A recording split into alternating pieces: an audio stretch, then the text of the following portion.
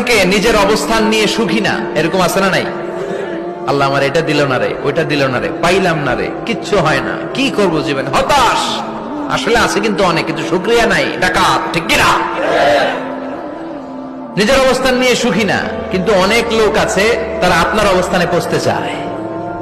তাদের দিকে তাকিয়ে দেখেন, আপনি যে অবস্থানে আছেন এই অবস্থানে পৌঁছাটা অনেকের কাছে স্বপ্ন। তারা প্রতিনিয়ত সংগ্রাম আর স্ট্রাগল করে যাচ্ছে আপনার অবস্থানে পৌঁছতে, আর আপনি এটা নিয়ে সন্তুষ্ট না। শেখ সাদির নাম শুনেছেন? বালাগাল উলা কাশাফাত দুজা, এই কবিতাটা রচয়িতা ইরানের বিখ্যাত এক কবি।